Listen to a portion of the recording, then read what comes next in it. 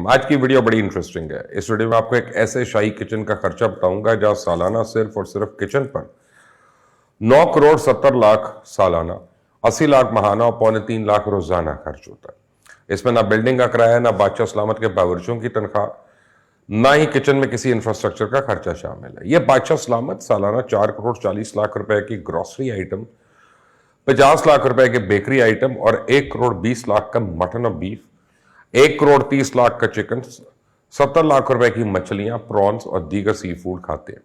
यह नहीं है कि बादशाह सलामत को सब्जियों से नफरत हो, ना ना ना ना। बादशाह सलामत 35 लाख रुपए की सब्जियां, 83 लाख रुपए के फ्रूट और 10 लाख रुपए के सिर्फ फ्रूट बास्केट्स इस्तेमाल करते हैं। बादशाह सलामत को फूलों का भी शौक है और ये बादशाह सलामत 18 लाख रुपए के फूल भी इस्तेमाल करते हैं। अब आप सोच रहे होंगे ये बादशाह सलामत किस खुशनसीब मुल्क के बादशाह है। तो मैं आपको बताऊं कि साउथ एशिया में एक मुल्क है पाकिस्तान, जिस पर इसकी जीडीपी का 100% कर्जा चढ़ा हुआ है। वो आईएमएफ को गुलाम है और उसके पास मुल्क चलाने के लिए कोई पैसा नहीं है, सलाब जदगान को खाना खिलाने के लिए पैसा नहीं है। लेकिन ये बादशाह सलामत इस मुल्क के बादशाह नहीं है, बल्कि एक सूबे यानी सूबा पंजाब के वजीर आला है। और ये खर्चा पंजाब के वजीर आला हाउस में सिर्फ एक किचन आइटम्स का है।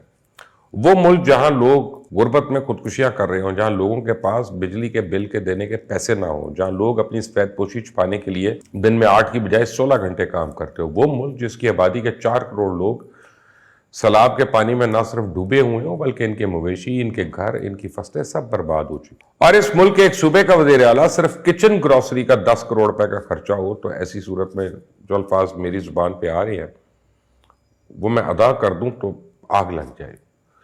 जबकि सूबे में 4 साल से इस जमात की हुकूमत है जो वजीर आजम हाउस की भैंस बेचकर कफायत शाहरी की तारीख रकम करती है, जो गवर्नर हाउस से लेके वजीर आजम हाउस तक यूनिवर्सिटी बनाने के झूठे वादे करते हैं। और इस सूबे में उस जमात की हुकूमत है जो गरीबों की दुनिया बदलकर उनको एक नई पहचान देना चाहती है। लेकिन बदकिस्मती ये सब ड्रामा है, इस नाटक है, ढोंग है। पर्दे के पीछे वही सब कुछ चल रहा है जो आज से कई साल पहले से चलता आ रहा है, जबकि ये तो एक छोटा सा ट्रेलर है। अभी मैं आपको बताऊंगा कि वजीर आला एक दिन में कितने बिस्किट के पैकेट और कितने किलो मक्खन खा लेता है। तो इससे पहले कुछ और अहम मालूमात भी आपको दे दूं कि पंजाब के बादशाह सलामत ने हाल ही में पंजाब हाउस में मार्बल, फ्लोर पॉलिश और फर्श को चमकदार करने के लिए 19 करोड़ 42 लाख रुपए खर्च करने की इजाजत दी। क्योंकि जो वजीर आला है ना, उनको पंजाब हाउस जरा मैला मैला सा लगता है। अब अगर स्पीकर और डिप्टी स्पीकर की अय्याशियों की बात की जाए तो पंजाब असेंबली में स्पीकर और डिप्टी स्पीकर के लिए 93,40,000 का बजट है, जिसमें स्पीकर और डिप्टी स्पीकर की तनख्वाहों की मद में 29,40,000 रखे गए, घर की रेंट का अलाउंस 3 लाख, मेडिकल अलाउंस की मद में 5 लाख, ट्रैवल अलाउंस की मद में 12 लाख, होकर कहीं बाहर जाना पड़ जाए तो उसके लिए 30 लाख, और उसके अलावा भी बहुत सारे छोटे छोटे अखराजात शामिल हैं। इसके अलावा ऐवान के दूसरे मुलाजमीन जिनकी तादाद 285 के करीब है, इनकी तनख्वाहों की मद में 26 करोड़ सर्फ होते हैं। 36 करोड़ 80 लाख के करीब उन्हें अलाउंस दिए जाते हैं। 17 करोड़ के करीब उनको घर का अलाउंस दिया जाता है। फोन का अलाउंस 34 लाख तक दिया जाता है। चेयरमैन स्टैंडिंग कमेटी को स्पेशल अलाउंस की मद में 16 लाख रुपए दिए जाते हैं और एमपीएस की यूटिलिटी अलाउंसेस की मद में 6 करोड़ 55 लाख दिए जाते हैं। पेट्रोल और गाड़ियों की मेंटेनेंस की मद में 1 करोड़ 44 लाख सिर्फ चेयरमैन स्टैंडिंग कमेटी को दिए जाते हैं। एमपीएस को ऑफिस की मेंटेनेंस की मद में 3 करोड़ 40 लाख दिए जाते हैं। 1 करोड़ मेडिकल चार्जेस, 32 करोड़ 58 लाख सफर के अलाउंस और 2 करोड़ सिर्फ इस मद में रखे जाते हैं ताकि बैरून मुल्क सफर कर सके। अब बात करते हैं secretary, special secretary, additional secretary, security officers और दूसरे सबऑर्डिनेट्स की। उनकी तादाद 1203 है। इनकी तनख्वाहों की मद में 1 करोड़ 58 लाख के करीब खर्च होते हैं। 1 अरब 25 करोड़ इनको अलाउंस दिए जाते हैं, 36 करोड़ इनको घर के लिए अलाउंस दिया जाता है और 37 करोड़ कन्वेंस अलाउंस मिलता है। 7,50,000 का वॉशिंग अलाउंस, मेडिकल अलाउंस की मद में 23 करोड़ 50 लाख, 4 लाख कंप्यूटर अलाउंस और 1,50,000 एंटरटेनमेंट अलाउंस दिया जाता है। 7 करोड़ 65 लाख का यूटिलिटी अलाउंस, 4 करोड़ 50 लाख का फ्यूल अलाउंस दिया जाता है और 10 करोड़ का बिजली अलाउंस अलग होता है और 55 लाख स्टेशनरी अलाउंस, और ये कुल मिलाकर 1 अरब 88 करोड़ से ज्यादा रकम बनती है। और अभी ऐसे बहुत से और हेड्स हैं जो मैं जिक्र नहीं कर रहा, और इतनी मुराद के बाद आम खबरें मंजर आम पे आती हैं कि वजीर आला हाउस काबीना अरकान के लिए 40 नई गाड़ियों की खरीदारी की मंजूरी, 30 करोड़ रुपए से ज्यादा लागत 40 नई गाड़ियां खरीदी जाएंगी। और गाड़ियां कौन सी? 4 Toyota Fortuners, 3 Toyota Revo double cabin cars, 33 Toyota Corolla Altis. और इसके मुल्क के हालात देखे और इन हुक्मरानों के शौक देखे। कहीं से लगता ही अवाम की खिदमत के लिए आते हैं। और तो और आप सुन के हैरान रह जाएंगे कि पंजाब का वज़ीर आला साल में 20 किलो के 2000 आटे के तोड़े 40,000 किलो इस्तेमाल करता है। 36,000 बिस्किट के पैकेट, जिनमें 10,000 गंदम से बने बिस्किट के पैकेट है, जो रोजाना तकरीबन 100 पैकेट बनते हैं, हमारा वज़ीर आला खा जाता है। और ये तो मामूली सी चीजें हैं, आप देखते जाए शर्माते जाए।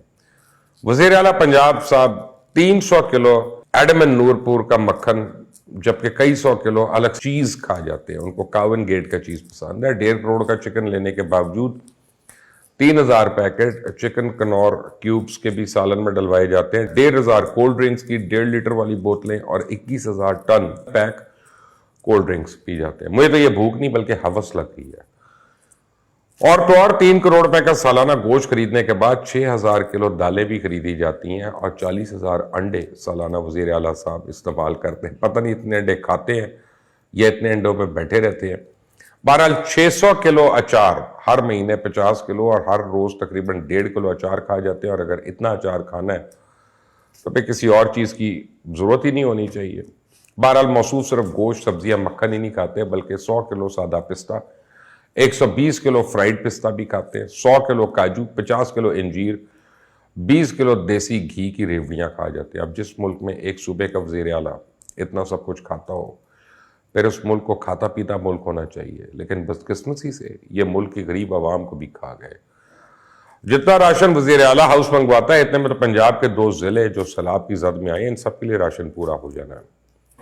Pakistan institute of development economics pied की नई तहकीकाती रिपोर्ट के मुताबिक सरकारी अफसरान की तनख्वाहें अगर मुराद समेत शुमार की जाए तो ना सिर्फ प्राइवेट सेक्टर से ज़्यादा बल्कि ग्रेड 21 के पाकिस्तानी अफसर पर कुल खर्च होने वाली रकम यूनाइटेड नेशंस के अफसरान पे खर्च होने वाली रकम से भी 12% ज्यादा है। इस तरह वर्ल्ड बैंक के वर्ल्ड ब्यूरोक्रेसी इंडिकेटर के मुताबिक पाकिस्तान में सरकारी शोबे में तनख्वाहें प्राइवेट शोबे से तकरीबन 53% ज्यादा है।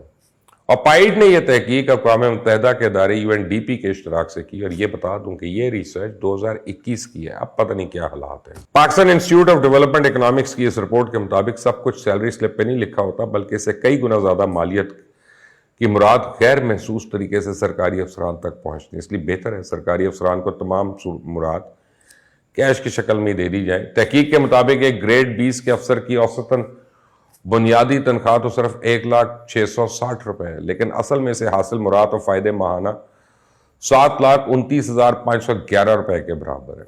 ग्रेड 20 के अफसर को दी गई कार के तमाम अखराजात, घर और तिबी सहूलियात का तखमीना लगाया जाए तो इसकी बुनियादी तनख्वाह से 7 गुना बढ़ जाते हैं।